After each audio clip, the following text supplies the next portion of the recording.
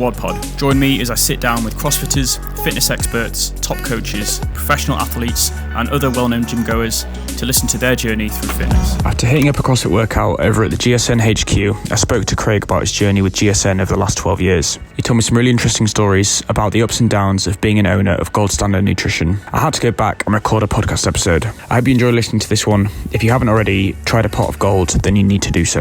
Right, Craig, thanks for jumping on the podcast. Series 2, episode 13. How are you doing? Very good, thank you. Thanks for having me on. We are here at the GSN HQ in Selby, for those who are on Spotify or YouTube. Pretty good gym for all the staff, I have to say. It's not bad, is it? A little playground.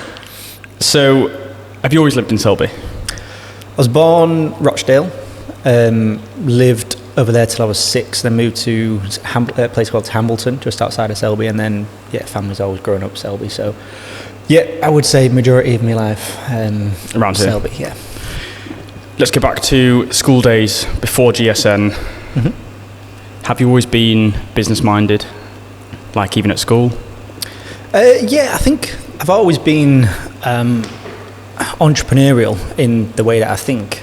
I've always wanted to sort of like solve problems for other people, find solutions for myself, for family. I've always thought like quite logically like that.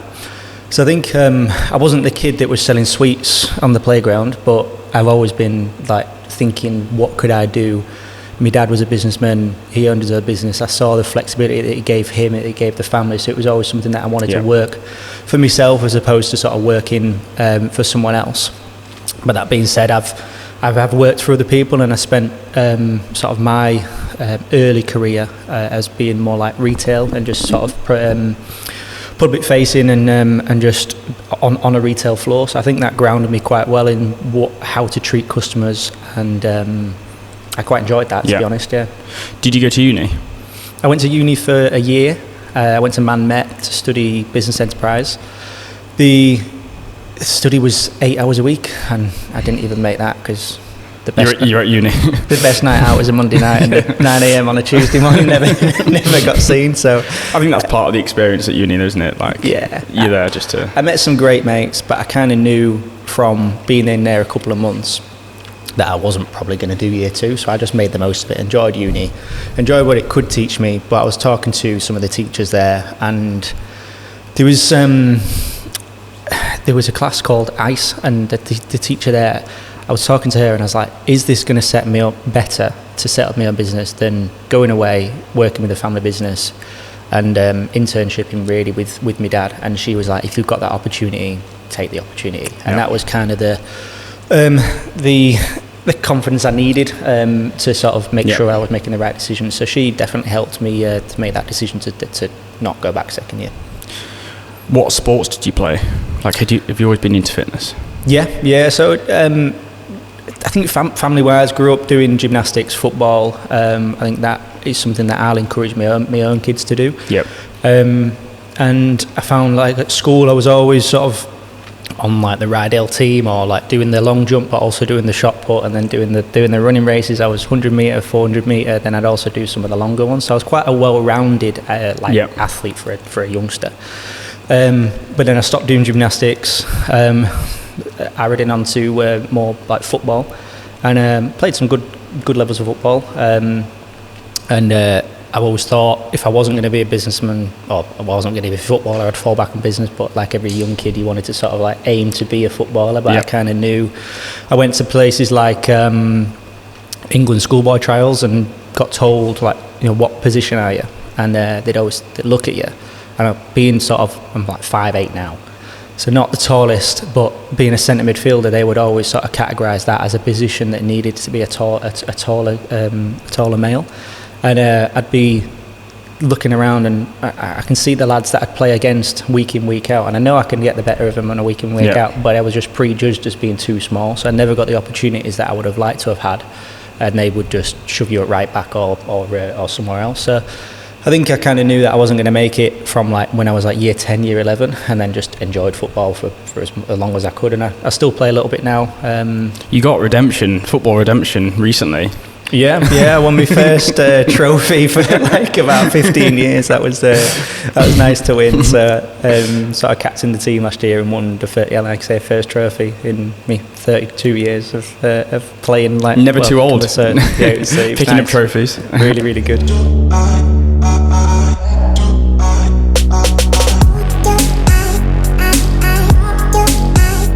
So how did you get the idea for GSN? Where did it, like, at what point in your life did you have the idea? How did it come about? So I started training myself when I was like 15, 16. Local gym, absolutely fell in love with like bodybuilding style training. Enjoyed sort of everything that came with that, and the sort of structure that you had to keep, and the diet and everything. But I did find sticking to the diet really difficult. Solely because you're cooking your beef, you're cooking your chicken, you're cooking everything sort of in batches. And people do that still now, of course they do, but when that was all, I always knew that was a problem. And like I said before, like I've always tried to find and solve problems. And during a business meeting with my dad, and he supplies a lot of raw materials to restaurants, the owner came out to show us his steam cooked chicken that he'd bought in, and his idea was that he's going to be using this in his Chinese restaurant. It would save him loads of time. The customer would know no different because it's just steam cooked off-site. It saves him a hell of a lot of time. He's able to get the dishes out quicker, and it's a win-win for everyone. Yep.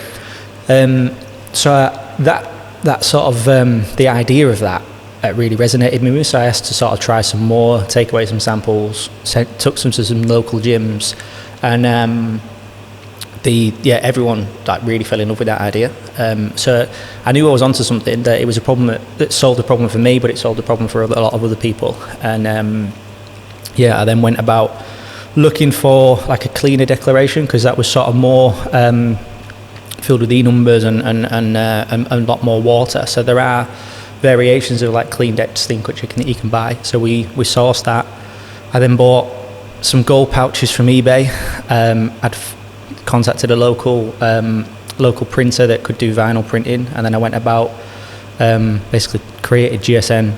I would vinyl with a ruler and some fairy liquid. I'd vinyl every bag every night, and I'd then take it to the factory in Manchester. They would repack the bags of chicken into my gold bags, and then I'd set about the country and drop them off to the stockists that we'd set up. So it was it was a really enjoyable few years. But as a 21-year-old kid, you were walking into gyms and you're talking to people that, you know, twice the size of you. Yeah. Quite scary on the outside looking in, and they wouldn't be very sort of warm and very open to the conversation that this kid's going to be able to solve any problems that I've got, because who's this 20-year-old kid that's he's not going to be able to show me anything. So you have to go in there with really the confidence in that you know what you're doing, but also don't try and sell this man something or this lady something.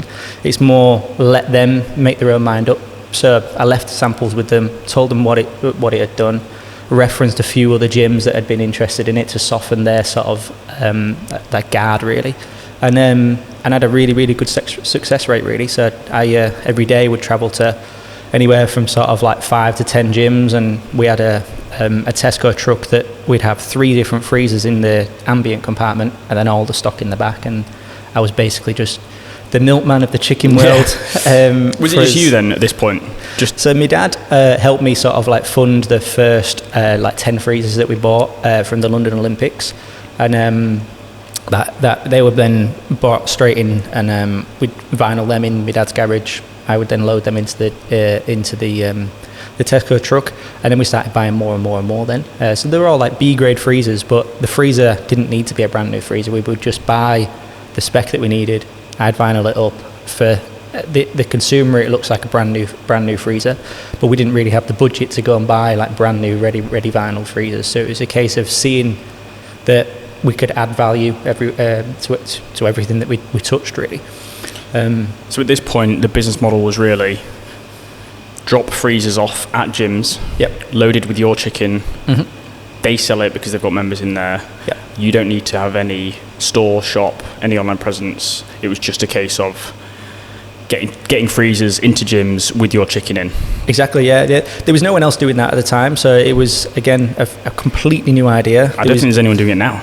No, there's obviously people that try and have seen the success of GSN, so there are other people that are looking to do it, but we're now up to nearly 500 stockists in the UK, so we're trying to own that as our sort of point of difference and where we are as a business. So we want to be the leaders in like healthy frozen foods. So yeah, that was how we did it, and for the first couple of years, it was me, my father, and one other, and it was me that's on the road, and then they helped sort of run the day to day. But because there was no distributor or no sort of plug-in, it's not just like selling to a retailer that you can just drop off 10 pallets at a time. You have to build your own milk round, and we've done that now, but it's taken a long time to do it. We're 12 years in, and we're still opening more and more stockists, but we've also got stockists that some of our first stockists from the first year are still stockists now 12 years later. So it's just about doing things right for us.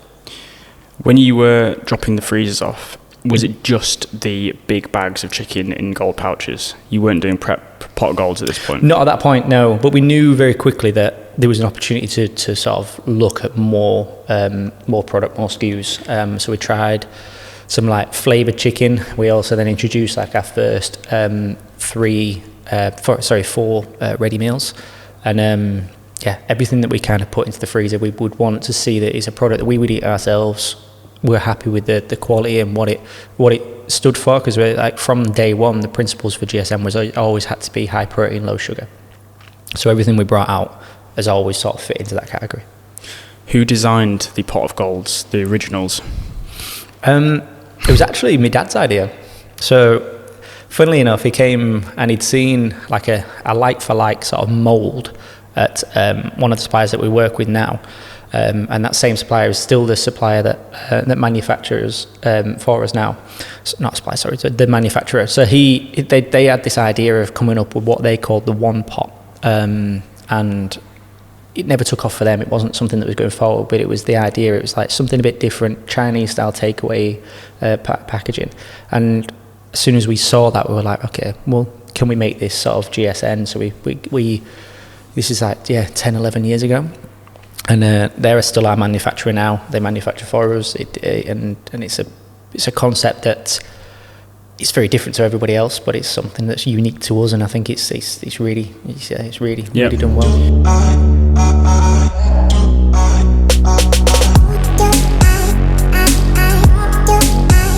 So in the early years, when would you say, or how many years did it take for you to go, okay, this is absolutely financially successful, we're doing really well? Like, how long did that take? Well, to put it this way, I didn't pay myself more than a 30 grand wage until 8 years in. So it was quite a while. Yeah.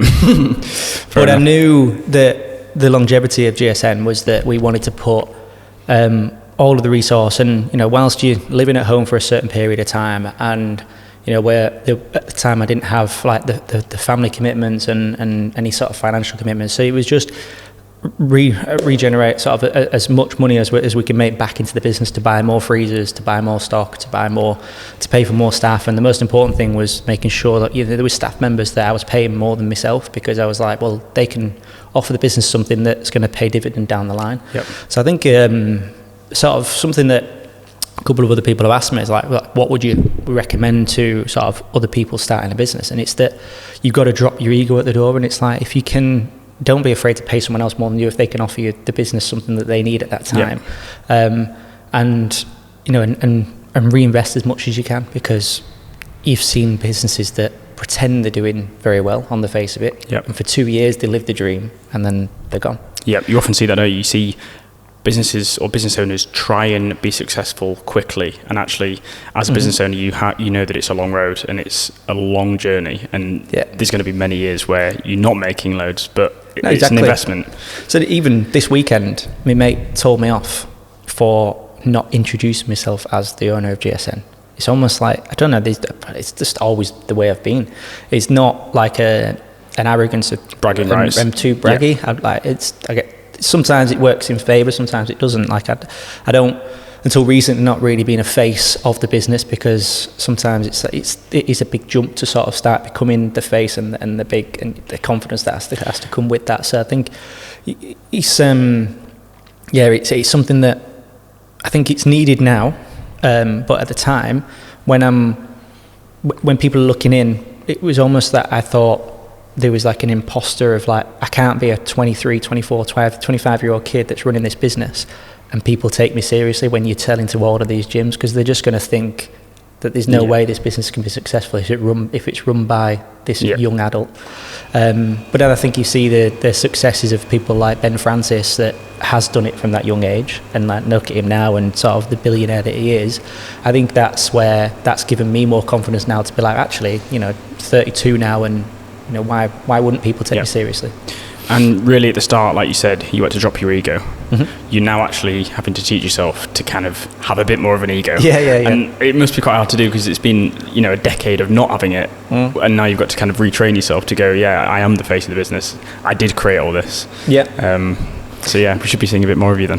Hopefully, yeah. I'm definitely putting myself sort of more in the sort of limelight, the uncomfortable zone. So like, done my first like public speaking recently at a seminar, and like it's just I'm trying to do more podcasting, more sort of public speaking, more sort of like camera facing, because it does help it out. Hopefully, it's a story that people want to hear, and I want to tell people why GSN is different to sort of the competitors that you're now seeing in supermarkets. Yeah.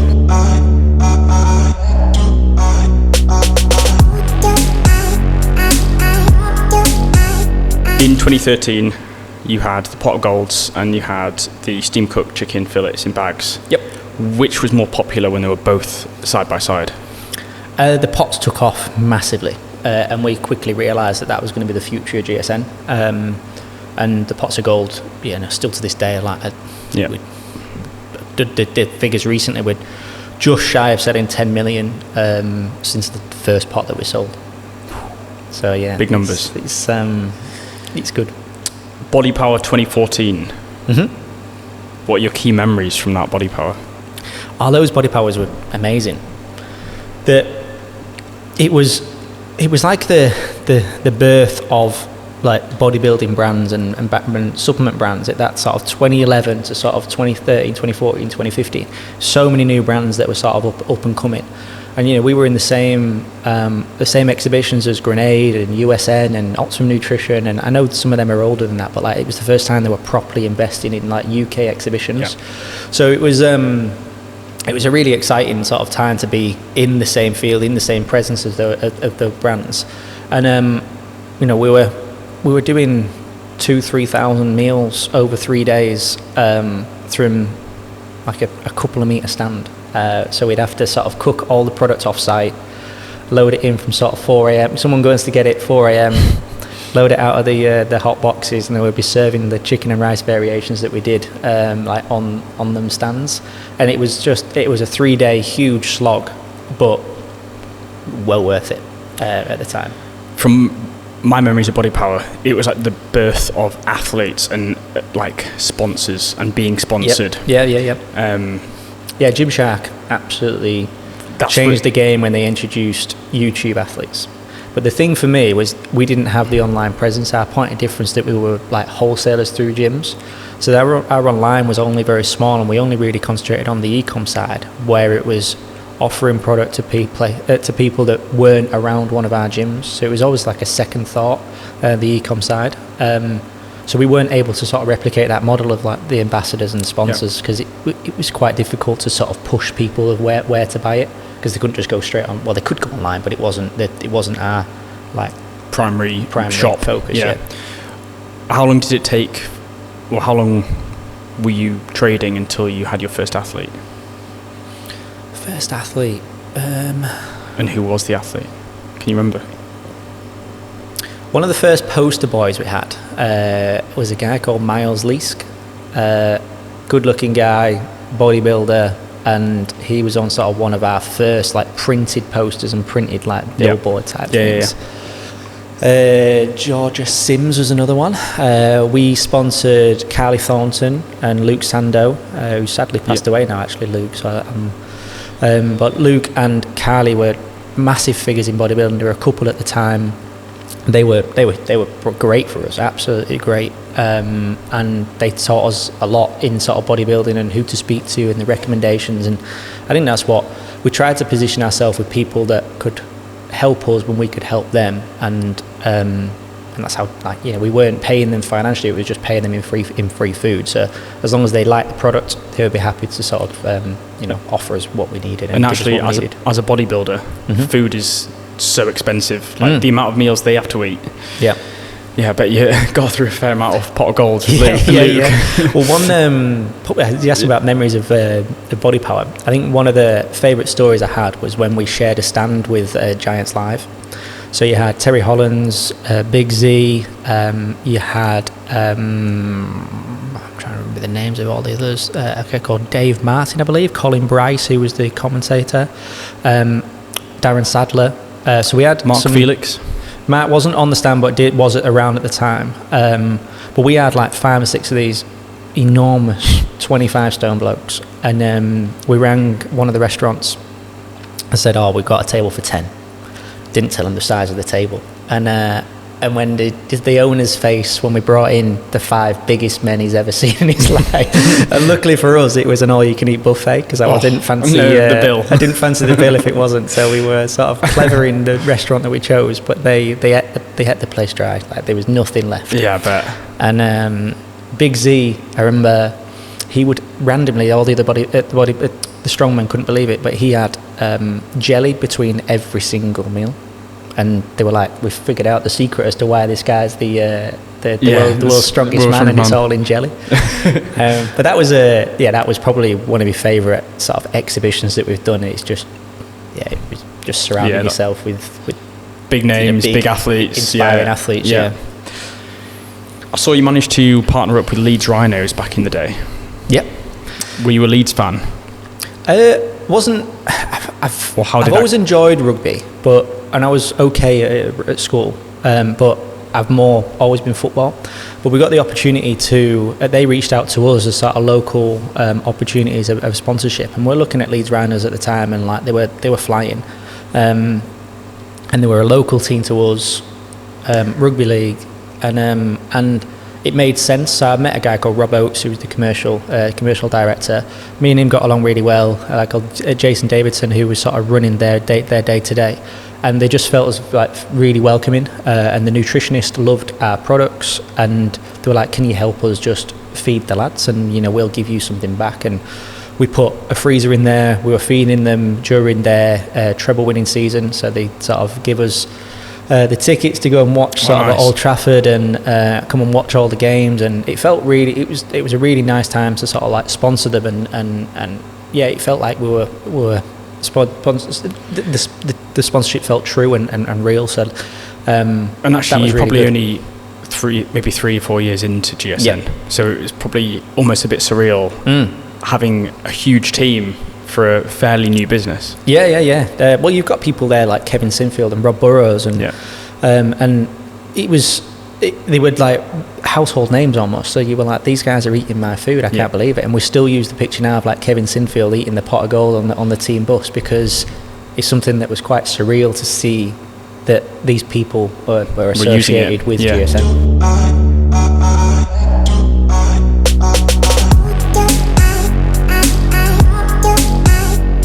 Have there been any tough times? Plenty. How long have we got? No. Yeah, I know. Go on. What maybe like 2 or 3 standout sort of like moments where you think, that was a near break moment of where it could have gone horribly wrong, or a very tough time. Yeah, so there's been.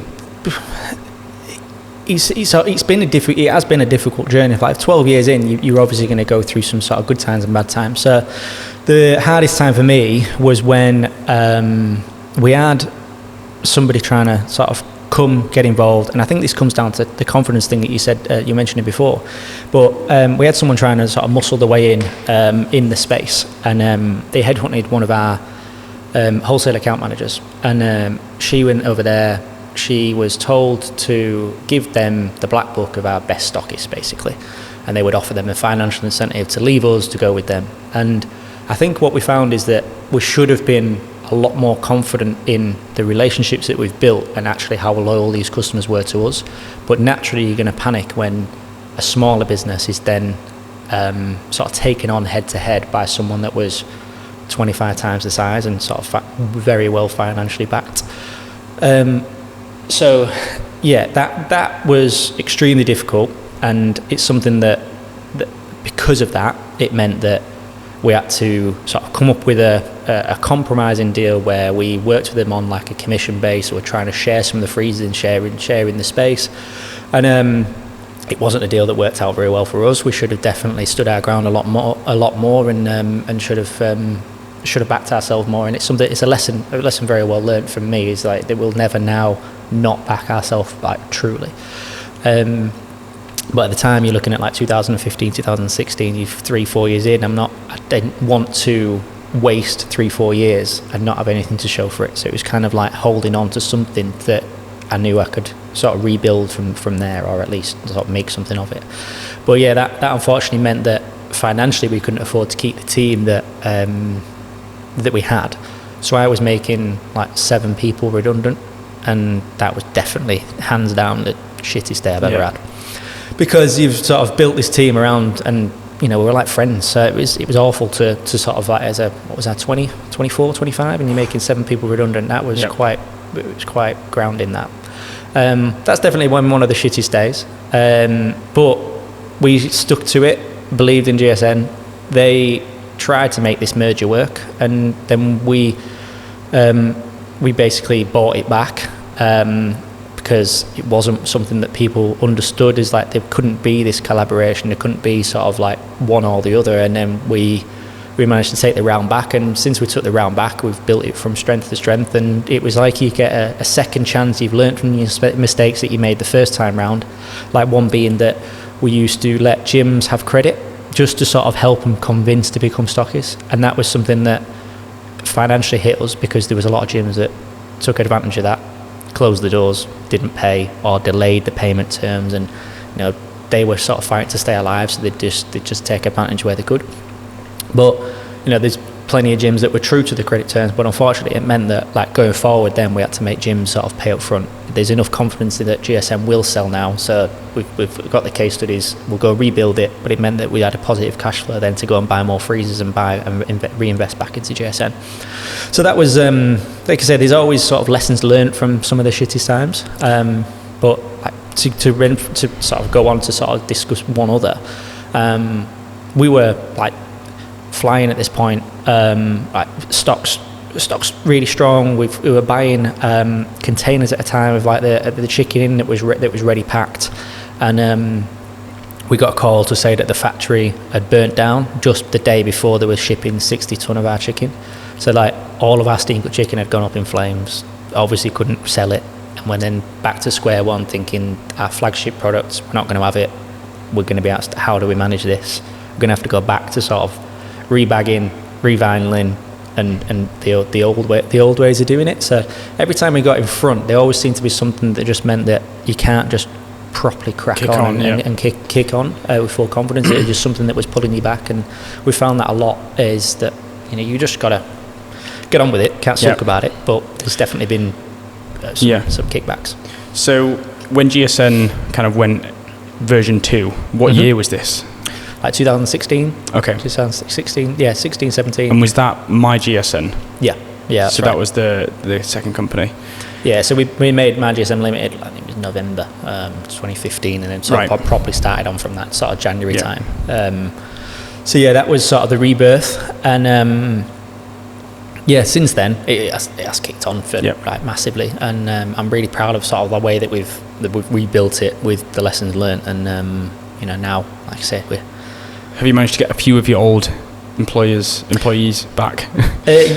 So the guy who's our operations director, Ian, a shout out to Ian Blackburn, he's sort of the number 2, and me and him go back to college days, and like I say, always trying to look after the right people and invest in the right people, and we'll go through the team probably down the line in the podcast. But me and Ian, he complements what I lack and I complement what he lacks. So I think as a combination we're really strong. So he was the one person that we kept on during the redundancies that we made, because me and him knew that we had the opportunity to keep this going, but we both just had to sacrifice that we weren't going to be paid very much for a little bit, but just suck it up.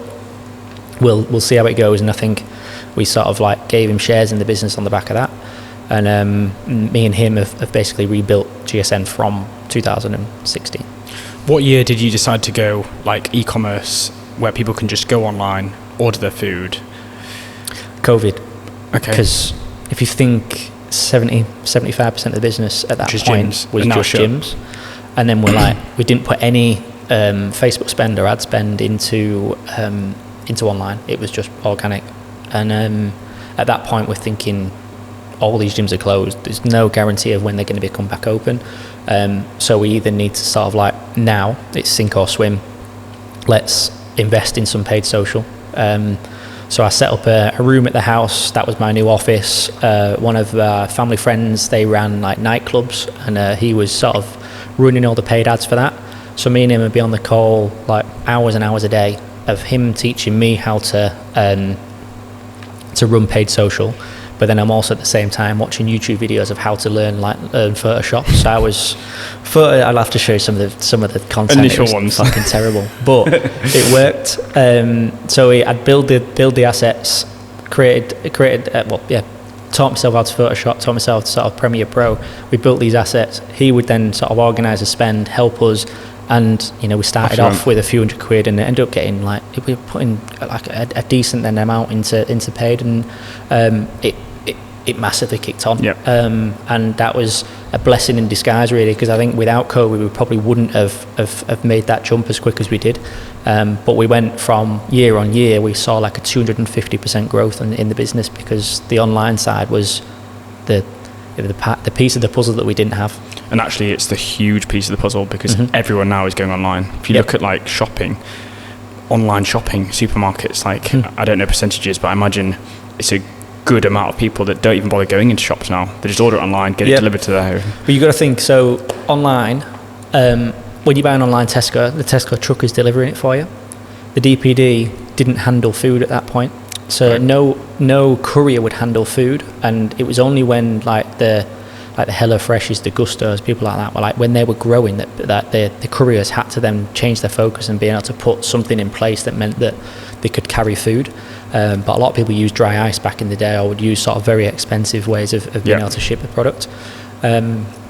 So we as a sort of business then had to sort of like fix this problem again. So we went to a supplier that basically made cool bags for Tesco's and makes them for quite a lot of people now. But we're like, can you create this product that isn't a cool bag but is like an envelope that would then be able to use for the boxes? So they made it, double lined it, and we sort of had that as a unique product to GSN again. So we made that, and then that became our way of like being able to keep the product cold and ship to consumers. And once we had that solution in place, it was just, can the cold store pick and pack?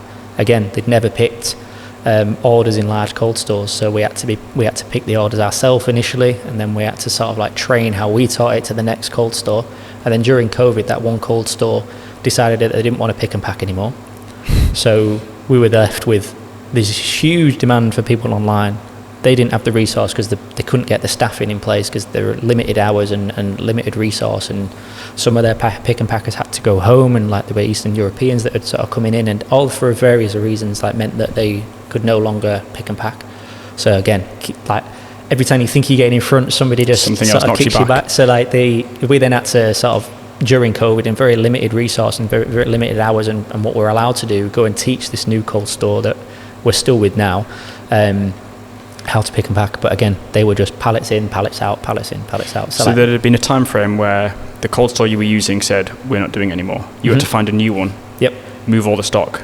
Yep. Train people how to and negotiate, send stuff out, and rates, and during COVID. Yeah, which was difficult. And then at the same time, you don't want to lose momentum of what you're doing online, but then you're also kind of like holding back. Are we doing too much? I don't want to. We then might not actually be able to sell this product. And actually, the last thing you want is loads of reviews saying product took 3 weeks to arrive, or orders haven't been fulfilled, and that can be just as damaging. So exactly, yeah. So you never want to let people down. So you've got to do it the right way. And I think that was something that was difficult. But again, a lot of these foundations that we've built back in the day have then sort of helped us grow now that we've built the right foundations to sort of grow. We're not relying on, you know, one retailer or one customer. It just means that now, like, we've taught that cold store, they pick and pack for everybody else, but the fact that we were their first ever customer, they'd look after us because we were the one that sort of helped them get that way in the first place. That was COVID was a good and a bad time, because at the same time we had like, and I'm sure everyone else had the same problem, but it was like capacity problems where like the manufacturer, we were at 200,000 meals a month and the manufacturer couldn't produce anymore, but we could have sold double that. And like, we can't physically sell anymore. You can't. So you have to then reduce your budget, reduce sort of what you're allowed. And we then had to set up 2 new factories that could produce sort of that spare capacity for us going forward. But it was problems that we didn't envisage having, but then now we've got 3 fantastic factories in the UK that we can produce, you know, the wraps, the chicken, the meals and everything that we need now. So I feel like we're now at a point where although it has been like an uphill battle, like we're now at a point where I feel GSN's, it's almost like given the permission to now go and grow as much as you can, because the foundations are in place to sort of to do so. So I've got a lot of confidence going forward the next 12 to 24 months is that we're trying to push GSN now. So the My GSN branding, website, like product, flavour, everything I think is absolutely bang on. Right now, do you sit and think, I've made it, I've done it, this is where I'm, like, would 18-year-old you be sat going, yes, Craig, you've done it? No, I don't think I'll ever allow myself to feel like complete. I think that is something that I do reflect and look at something sometimes. Like I've just been nominated for like the Great British Entrepreneur Award, and it was like a pinch me moment where I thought that's pretty good that. But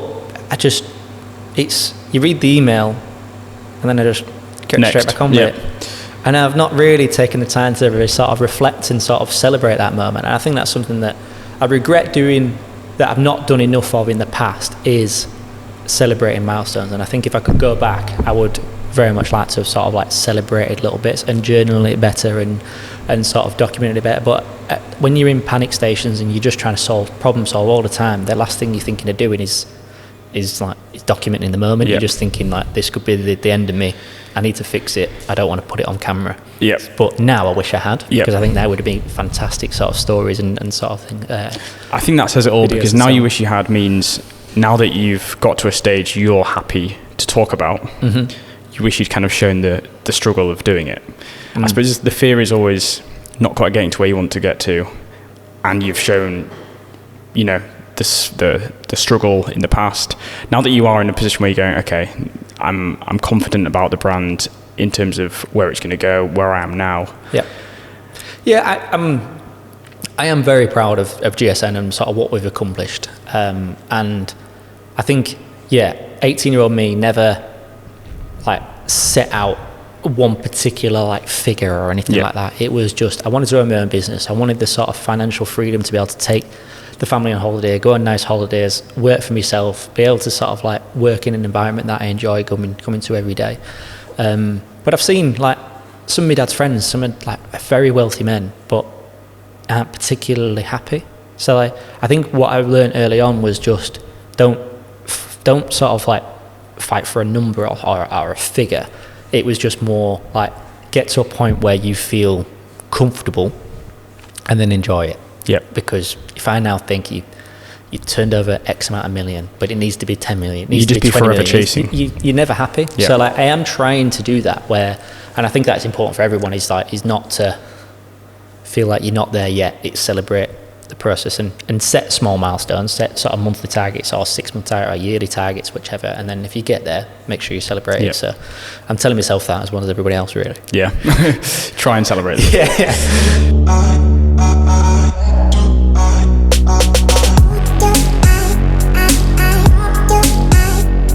2019, you became a dad. I did, yes. Yeah. How did that change your life? A lot. That was so Blake, my eldest. She's fantastic.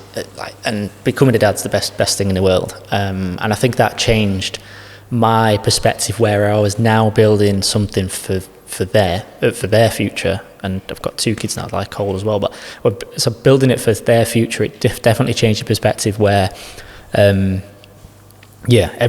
decisions you make are probably like considered like how's this going to set us up. It'd be less risk averse. Yep. But it also meant that I've kind of taken the risks the 7 years previous, and so much so. But it meant that I wouldn't be able to. I've done the legwork of the hours and hours and hours in a van traveling around the gyms. It now meant that I could concentrate properly on sort of building the structure and position of the business. So she's absolutely fantastic, and it's definitely the motivator for me is just sort of building for their future. What can I leave behind? What legacy can I leave behind for them? And I'd love them to sort of one day hopefully like work in the business. Did it reignite like the passion again having children, or was it like a well, during that, like her first year was COVID year, so like which was a big year for the business anyway. Yeah, huge. But you're thinking, right, I want GSN to be the future. There has definitely been considerations where I thought, like, shall I go and get a solid job, take the experience I've got, and just guarantee myself a salary? Yeah. It's risk free. So there was definitely considerations that me and my partner discussed at that time. Like, are we happy? But she gave me the confidence, but like, no, look what you've built. Like, there's so much future in GSN. Like, we go for it. And I'm so glad I did. I think I was never gonna stop that. I just needed permission really from mum to be like, look, if this all fucks up, it's on us both, not just me. But being a dad, you want to be the provider, you want to be sort of like the security for the family. So there is always that sort of back of your mind consideration of like just now it's if it goes downhill, it's on me. Like like a bit more risky than it was when it was just me. I can't see that happening because I think the brand now is, I think it's just strength to strength with the products. So talking of like new products. Yep. Have you any plans to bring in like a wider range? So like desserts, drinks, supplements, like. I think, so the idea for us is to be the home of like healthy frozen foods. So we've looked at ice creams, we've looked at desserts. We're definitely going to do a dessert. We're just toying with making sure it's the right dessert. So I don't know when that's going to come, but at some point we will do some frozen desserts. The range of like ready meals, we're trying to continue to sort of elevate that game. So like more and more competition can do like chicken and rice. So how do we as a brand make sure that chicken and rice or so much is better than the next? So like all of our factories make by hand. We make the sauce by hand. We fill the pots by hand. So it gives us the flexibility to do things different to what an automated supplier would do, because a lot of manufacturing sites would just be deposit stations, and it's almost like it is, you probably see the videos, but like it's deposits of rice, deposits of sauce, deposits of chicken. So you can't get exactly. So you can't get like the authenticity, the flavour throughout, which is something that we do really well. Is like the salt and pepper noodles, for instance. Like the noodles are then are in the sauce, and you're getting the full flavour. You're getting the full flavour through it because it's cooked throughout the sauce, and it's something that we do different, and I think that gives us the opportunity to be different and be a bit more expansive of the flavours that we want to do, and we want to continue to change and challenge the sort of frozen food. We think there's absolutely no reason we can't compete with the fresh quality, but it being frozen, because I think, and then offering it for a fraction of the price. So that's something that is a good point of difference for us, and that's why there's such huge potential for GSN. And I think just as a general meal, 450 calories, 30 grams of protein, tastes unbelievable. How can everyone not, it just ticks every box. Yeah, we're trying to. So the only box it doesn't tick is like when you want to go more like premium meats. So something we're looking at in the near future would be like a signature range that would potentially include those sort of more premium meats, but we're obviously going to have to charge a little bit more for that. But it positions itself more as like an evening meal sitting. Yep. And I think once we have that, you've got your breakfast options, you've got your dinner options, you've got your tea options, you've got desserts, you've got snacking, and I think that means that you could live day to day with GSN. And we're not expecting people to do that. Everyone wants variety in their life, but frozen food means that you can always have that in your freezer, and when you need us, it's in your freezer. And there's absolutely no waste, and you're sort of saving money, and you're guaranteeing that quality. And you get home from a late shift, you're at the gym late, and the last thing you want to do is cook, then it's a 6-minute meal or 2.5-minute wrap. So like there's no excuses if you've got it as in your freezer. I actually love desserts, so when you do sort of venture down that route, send me some samples. I'll happily try them for you. Sweet tooth. Yeah. I've definitely got a sweet tooth myself, so like it's something that you definitely crave. Yeah. And you know that you can't make a dessert truly healthy, but you've got to come with that compromise of being like, it's still healthier than the alternative, but it needs to taste good. Yep. It needs to be reduced sugar, and offer people sort of that indulgence that they need, but with less guilt. Yeah.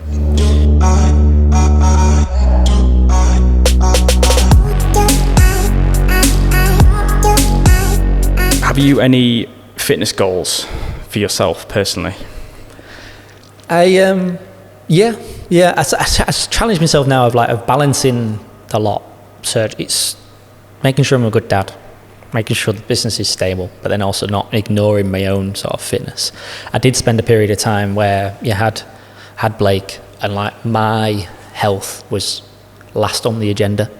So I think that as a perspective has changed now, where part of the reason we built the gym in the office was to make sure that like that wasn't there couldn't be that excuse anymore. If I've got half an hour free before in a day or an hour free in a day, I can just jump in the next room and jump in the gym. So I think that was a huge and really good decision to sort of make. So now everyone in the business and whoever works with GSN has got that same flexibility and opportunity to train and lead that healthy lifestyle. So I think for my personal goals, we've done a few CrossFit competitions.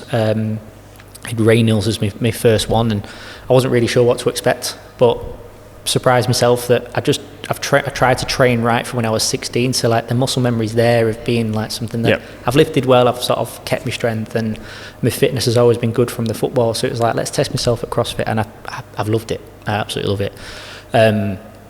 So I think I want to sort of push myself more in those territories and do a few more CrossFit competitions, do some high reps competitions. I'm training at the moment for like the Great North Run to do a half marathon. The idea, and you might see behind us on the sort of like motto of the GSN train, is like to be ready for anything. So if I want to go with the lads and climb the 3 peaks, I'm fit enough to do that. If I want to do a CrossFit competition with 2 weeks notice, I'm fit enough to do that. But I'm not expecting to be the best, but I want to be sort of like happy with my own physical conditions, that I can throw myself into sort of unusual territories and do fine. I'm glad you said that you're doing the half marathon on the podcast, because now you're definitely doing it. There's no getting out of it now. Definitely not. So yeah, and I hate running. I'm a bad runner. Training starts today.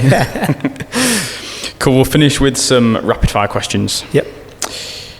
Favorite trade show you've done? It's got to be Body Power early on. But you're talking about Body Power 2013, 2014, one of our first ones. I think they were the best. The golden era. Yeah.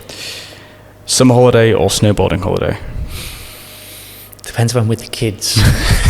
You're with the kids? Snowboarding without the kids. Okay. Summer holiday with the kids, because it's a different holiday, snowboarding with kids. You don't do much snowboarding? No. Favorite genre of music to train to? Chilled house. What's the best gym you've trained at in the UK? Just between two. I would say it's Crayford Weights or Dedicated in the Wirral. Favorite flavour protein wrap from GSN? New one, fajita. Ooh. It's very good. Is that out now? Yeah. Okay. The sticky barbecue is good. Yeah, that one is very good. But yeah, the new one, it actually has a bit of rice in it, so it's more like a burrito than it is a wrap. And I just find that a perfect sort of like 11's product for me. I have it most days. Great stuff. Any like little exclusives or teasers that GSN are doing? Any any maybe new flavours? I don't know what you can say. We are bringing out a range that the next drop we want to do is a range that's going to have both the flavoured chicken, the wrap and the meal, all same flavour, all dropped as a oneer. It'd be the first time we've ever done that. So I think, I can't tell you the flavour, but I'm excited for that one. So you're going to do all three. Yeah. When's that expected to come out? It's not going to be for sort of another probably 6 to 8 weeks, but it's one that we're signing off at the moment, and we're excited about it because it'd be the first time we drop all three products as sort of a collection, as opposed to dropping just pots or just wraps or just chicken. So the flavour's fantastic, and I think it'll complement the range really well on all three categories. And I suppose whatever people prefer, they've got that flavour just in whatever format they like. So yeah, definitely. Good stuff. Socials, where can people find GSN, your social media, because you've got to put yourself forward a bit more. I've got to put my own following up now, haven't I? So my own profile at Craig Allen GSN, and then at Gold Standard Nutrition. You'll find us on Instagram and Facebook. Great stuff. Thanks for joining me. Thank you very much. Good stuff. Enjoyed it. Cheers.